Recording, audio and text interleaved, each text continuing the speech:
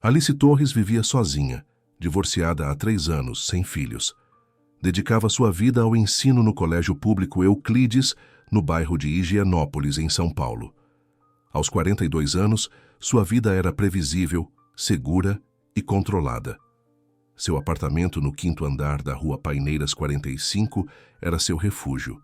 2 quartos, móveis simples e plantas que, milagrosamente, sobreviviam à sua pouca atenção. Vivia ali há 10 anos. Conhecia os vizinhos de vista. Um aceno educado no elevador, nada mais. São Paulo era assim, todos ocupados demais para parar. Aquele domingo de novembro, o céu estava cinzento. Alice havia passado a manhã corrigindo os deveres de seus alunos. À tarde, preparou um chá e se sentou no sofá com um livro. A rotina dominical era perfeita. A campainha tocou às 15h45. Alice se surpreendeu. Não esperava ninguém. Levantou-se e foi à porta. Quando abriu, encontrou Daniel Garcia, o garoto do 3º andar. Tinha 8 anos, cabelo escuro e desgrenhado, e o rosto cheio de sardas. Alice o vira algumas vezes no pátio interno. Parecia um bom menino, sempre educado. Mas naquele momento, Daniel não parecia o garoto alegre de sempre. Seus olhos estavam vermelhos, inchados de chorar. Ele tremia levemente. Nas mãos, segurava um pequeno buquê de flores silvestres, margaridas, papoulas, ramos de lavanda selvagem. Flores colhidas de algum lugar, não compradas. "Daniel, você está bem?" O garoto não respondeu de imediato. Olhou para as flores, depois para Alice e então de volta para as flores. Sua boca se abriu, mas as palavras pareciam presas. Finalmente, com a voz embargada, disse: "Dona Alice, esses vizinhos moram no nosso prédio. Minha mãe disse que a senhora é boa, que sempre ajuda as crianças. Por favor, ajude eles." Antes que Alice pudesse responder ou perguntar o que ele queria dizer, Daniel deixou as flores caírem no patamar e saiu correndo escada abaixo. Seus passos ecoaram. Depois, o silêncio. Alice ficou imóvel, confusa. Olhou para as flores espalhadas a seus pés e se abaixou para colhê-las. Foi então que as viu. Entre os talos escondidas, havia 5 fotografias Polaroid. Ela as recolheu com a mão trêmula. A primeira mostrava uma menina, talvez de 6 anos, sentada em um colchão sujo em um quarto escuro. Estava muito magra. Usava uma camiseta suja e larga demais. Seus olhos fitavam a câmera com uma expressão vazia, sem luz. No verso da foto, escrito com caligrafia infantil: Rua Paineiras 45, apto 12. A segunda foto, 2 irmãos sentados em um chão nu. Não havia móveis visíveis. A menina segurava o irmão mais novo nos braços. Ambos tinham rostos abatidos. No verso, Rua Paineiras 45, apto 21. A terceira, um menino sozinho, talvez de 5 anos, parado perto de uma janela suja. Suas bochechas estavam fundas, usava calças rasgadas. No verso, Rua Paineiras 45, apto 43. A quarta, uma menina com olhos enormes, sentada em uma mesa vazia, sem pratos, sem comida, em uma cozinha desolada. No verso, Rua Paineiras 45, apto 34. A quinta, 3 crianças, todas pequenas, amontoadas em uma cama de solteiro sem lençóis. O quarto parecia visivelmente frio. Um deles tinha um olho roxo. No verso, Rua Paineiras 45, apto 23. Alice sentiu o coração parar. Rua Paineiras 45, seu prédio. Aquelas crianças viviam ali, a poucos metros por trás das portas por onde ela passava todos os dias, sem nunca parar, sem nunca olhar, sem nunca ver. Entrou em casa, as fotos apertadas nas mãos. Sentou-se no sofá, as pernas bambas. Olhou novamente as imagens, rostos de crianças, fome, abandono, pobreza invisível. E ela nunca soubera, nunca vira, nunca ouvira. Levantou-se, foi até a janela e olhou o prédio. 7 andares, 30 apartamentos. Quantos outros segredos se escondiam ali? Quanto sofrimento silencioso! Daniel levara o pedido a ela porque a mãe dizia que ela era boa, que sempre ajudava. Mas Alice nunca havia ajudado ninguém naquele prédio. Vivia em seu mundo fechado, alheia. Pegou o telefone. Tinha que fazer algo. Mas o quê? Chamar o conselho tutelar, a polícia? E se fosse um mal-entendido? Não, os olhos daquelas crianças não mentiam. O desespero não se fingia. Alice Torres, a professora, protegida em sua bolha de conforto, compreendeu que sua vida estava prestes a mudar, porque não se pode voltar atrás depois de ter visto. Não se pode ignorar depois de saber. Na segunda-feira de manhã, Alice Torres não foi à escola. Ligou dizendo que estava doente, o que não era uma mentira completa, pois passara a noite acordada pensando nas fotos. Às 8 da manhã, desceu ao terceiro andar e bateu na porta dos Garcia. Abriu Rosa Garcia, a mãe de Daniel, uma mulher de 40 anos, magra, com olhos cansados, mas amáveis. Senhora Garcia, sou Alice Torres, moro no quinto. Preciso falar sobre o Daniel. Rosa empalideceu, mas a fez entrar. O apartamento era pequeno, mas limpo. Daniel já estava na escola. Senhora Torres, se o Daniel fez algo... Alice negou com a cabeça e tirou as fotografias. Daniel me trouxe isso ontem. Disse para eu ajudar essas crianças. É verdade? Rosa olhou as fotos e se sentou pesadamente. Seus olhos se encheram de lágrimas. Sim, é tudo verdade. Explique-me. Rosa respirou fundo e começou a falar. Ela era voluntária de meio período na Caritas local. Por isso, conhecia muitas famílias do prédio. Havia descoberto situações terríveis. Pais desempregados há anos, crianças comendo apenas uma vez ao dia, ausência de aquecimento no inverno. A pobreza não tem fronteiras, senhora Torres. Ela existe aqui, nos prédios limpos, por trás das portas que todos cruzam sem olhar. E o Daniel, por que fez isso? Rosa secou uma lágrima. Daniel é muito sensível. Ele vê essas crianças e pergunta: por que não vão à escola? Por que estão tristes? No domingo, depois de ver um garoto chorando de fome no apartamento 12, ele voltou chocado. Pegou nossa velha câmera Polaroid, desceu escondido e tirou as fotos. Mas por que eu? Porque uma vez, meses atrás, Daniel caiu no pátio. A senhora o ajudou, o trouxe aqui e limpou o joelho dele. Foi gentil. Daniel se lembra e me perguntou quem poderia ajudar. Eu disse que a senhora é professora, que ajuda crianças. Ele achou que a senhora poderia ajudar esses também. Alice sentiu um nó na garganta. Um garoto de 8 anos havia feito mais do que ela em 10 anos naquele prédio. Senhora Garcia, eu quero ajudar. Me leve a essas famílias. Eu preciso ver com meus próprios olhos. Rosa a olhou com gratidão. Obrigada, senhora Torres. Obrigada. Nas horas seguintes, Rosa levou Alice a 5 apartamentos, 5 histórias de pobreza invisível. Apto 12. Maria, mãe solteira com 3 filhos, desempregada. Luz elétrica cortada há 2 meses por falta de pagamento. Apto 21. Família Silva. Pai com deficiência após acidente de trabalho. Mãe limpando casas, mas ganhando muito pouco. 2 filhos fora da escola por falta de sapatos decentes. Apto 43. João. Viúvo com um filho que perdeu o emprego na pandemia. Viviam da pensão mínima do avô. Apto 34. Família imigrante sem documentos. A menina não ia à escola por medo de deportação dos pais. Apto 23. Família com pai alcoólatra e violento. 3 crianças vivendo no terror. Cada porta que se abria revelava um mundo. Cada história era um tapa na consciência. Quando voltou ao seu apartamento, Alice chorou por sua ignorância. Depois das lágrimas, veio a determinação. Ela não podia ignorar. Não mais. Na terça-feira de manhã, ela pediu uma semana de licença na escola. Em seguida, começou a se mover. Contactou outras famílias do prédio. A maioria fechou a porta, mas 3 famílias aceitaram ouvir.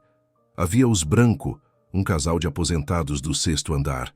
Dona Lúcia, 72 anos, ofereceu-se para cozinhar refeições quentes. Havia Alexandre, um programador de 30 anos que trabalhava em casa, disposto a ajudar com a burocracia e documentos online. E havia Laura, uma advogada de 40 anos que vivia no 7º e ofereceu consultoria legal gratuita. 4 pessoas. Não era muito, mas era um começo. Alice organizou uma reunião em seu apartamento na quarta-feira. Mostrou as fotos de Daniel.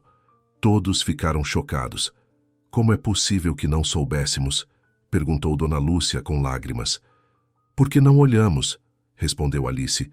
Vivemos em nossas bolhas, mas agora sabemos e precisamos agir. Criaram um plano. Dona Lúcia cozinharia refeições quentes. Alice pagaria os ingredientes. As crianças viriam à casa dos Brancos jantar às 6 da tarde.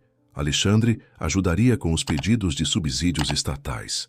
Laura cuidaria dos casos mais complexos: a família imigrante, a violência doméstica, os direitos trabalhistas. Alice se encarregaria da educação, dando aulas particulares. Além disso, Alice conseguiu doações de material escolar da escola. No fim de semana, o grupo foi de porta em porta. Apresentaram o plano. Não ofereciam caridade, ofereciam dignidade. As famílias aceitaram. Na segunda-feira seguinte, o programa começou. 6 crianças foram à casa de Dona Lúcia para o jantar. Pela primeira vez em meses, comeram refeições completas. Seus rostos se iluminaram. Dona Lúcia chorou de alegria ao vê-los comer. Alexandre passou horas ajudando as famílias a preencher formulários complicados. Laura começou batalhas legais, conseguindo regularizar os documentos da família imigrante e ajudando a mãe com violência doméstica a obter uma medida protetiva. Alice transformou um quarto de seu apartamento em sala de aula. Todas as tardes, 4 crianças vinham para receber não apenas matérias, mas esperança. As coisas melhoraram lentamente. As crianças voltaram a sorrir. O prédio, que antes era isolado, começou a se transformar em uma comunidade. Mas a humanidade tinha um preço. Alguns vizinhos reclamavam, mas Alice enfrentou as críticas com paciência, explicando e educando. O que importava eram aquelas 6 crianças que agora comiam e estudavam. 3 meses se passaram. Alice usou parte de suas economias para pagar as contas de luz atrasadas da família de Maria. A luz voltou. Alexandre conseguiu subsídios de desemprego para 3 famílias. Laura ganhou a batalha legal pela família imigrante. A menina, agora regularizada, pôde se matricular na escola. Mas o custo era alto. Alice estava exausta. Dormia 4 horas por noite, mas não sabia como parar. Ela havia encontrado um propósito. Uma tarde, Alice recebeu um telefonema da diretora da escola. Temos que conversar, Alice. Alguns pais reclamaram que você está distraída e que não corrige os deveres com a mesma atenção. É verdade. Eu mudei. Vi coisas que não posso ignorar, respondeu Alice. A diretora disse: Não estou te repreendendo, Alice. Estou te admirando. Mas você precisa se cuidar. Uma tarde, um dos meninos, Luiz, perguntou: Dona Alice, por que a senhora nos ajuda? A senhora está cansada. Eu ajudo porque vocês têm direito a uma vida digna e porque vivi ignorando o sofrimento ao meu lado por tempo demais.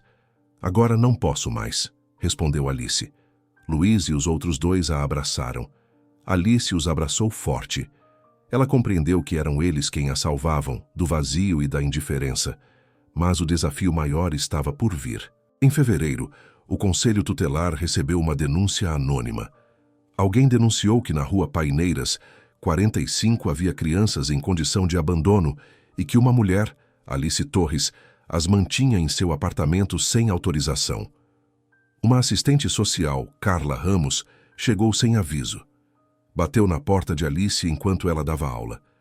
É parente dessas crianças? Não. Tem autorização dos pais? Sim, verbal. Tem qualificação para ensinar privadamente? Sou professora de ensino fundamental. Suas intenções podem ser boas, mas sem protocolos oficiais pode causar mais danos do que benefícios. Terei que fazer um relatório, sentenciou a assistente social. Alice sentiu o pânico subir. As famílias foram investigadas. O grupo de voluntários se desfez com medo de denúncias. Alice estava arrasada. Ela havia causado um desastre. Era a tarde de 14 de fevereiro. Alice estava sozinha, chorando no sofá.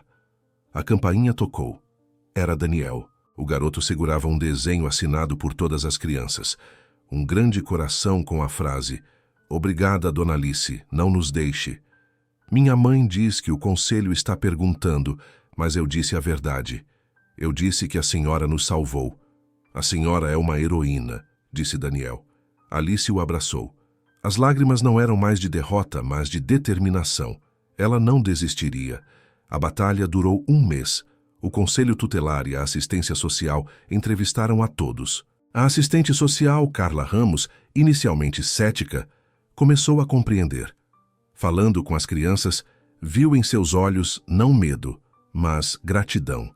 Visitou os apartamentos e viu que agora havia luz elétrica, comida e calor. Carla Ramos escreveu seu relatório. Não foi uma condenação, foi um elogio. Alice Torres fez o que o sistema muitas vezes não consegue. Viu, ouviu, agiu, ela integrou os serviços sociais com humanidade. Ela recomendou que o trabalho de Alice fosse reconhecido e apoiado. O relatório chegou à secretária de Assistência Social, Ana Gomes. Ela decidiu visitar a Rua Paineiras 45. Veio numa tarde de março. Alice a recebeu nervosamente. A secretária não estava ali para punir, mas para entender. Alice contou tudo, desde as fotos de Daniel até os progressos feitos pelo grupo. A secretária disse: "Senhora Torres, a senhora fez algo extraordinário, mas Carla Ramos tem razão. É preciso estrutura e coordenação com os serviços oficiais. Tenho uma proposta." A proposta era: a prefeitura financiaria um projeto piloto chamado Vizinhança Solidária. Alice seria a coordenadora. O prédio da Rua Paineiras 45 seria o modelo. Com apoio oficial e recursos, o grupo de voluntários poderia fazer ainda mais. Alice aceitou, incrédula. O projeto começou em abril. A prefeitura forneceu um pequeno escritório no térreo. Alice, Rosa, Dona Lúcia, Alexandre e Laura se tornaram a equipe oficial. Outros vizinhos se uniram. O Vizinhança Solidária da Rua Paineiras 45 se tornou um modelo para outros bairros. As 5 famílias originais prosperaram. Maria encontrou trabalho. A família Silva recebeu um subsídio por deficiência. João abriu uma pequena carpintaria com um microcrédito facilitado por Laura. A família imigrante, agora regularizada, viu a menina se destacar na escola. A família com violência doméstica se mudou para uma casa protegida. 1 ano depois daquele primeiro toque de campainha, Alice organizou uma festa no pátio do prédio. Todas as famílias, todos os voluntários, todas as crianças. Daniel, agora com 9 anos, subiu em uma pequena plataforma e falou: "1 ano atrás, levei flores para a Dona Alice porque vi meus amigos sofrerem. Ela mudou tudo porque tem um coração grande. Obrigada, Dona Alice." Alice, com lágrimas nos olhos, abraçou Daniel. "Não, Daniel. Obrigada a você. Você abriu meus olhos. Sem você, eu ainda estaria cega." Naquela tarde, Alice subiu ao seu apartamento, olhou as fotos Polaroid e sorriu. Na mesa, havia um novo buquê de flores de Daniel. Flores silvestres, sem fotos escondidas. Apenas uma nota. "Para a senhora Alice, que nos ensinou que as flores crescem mesmo nos lugares mais difíceis. Com amor, todas as crianças da Rua Paineiras." Alice dormiu profundamente, pela primeira vez em 1 ano, sem ansiedade, porque sabia que havia feito a diferença, não sozinha, mas com uma comunidade que escolheu ver, ouvir e agir. Tudo havia começado com um menino que havia levado flores e verdade.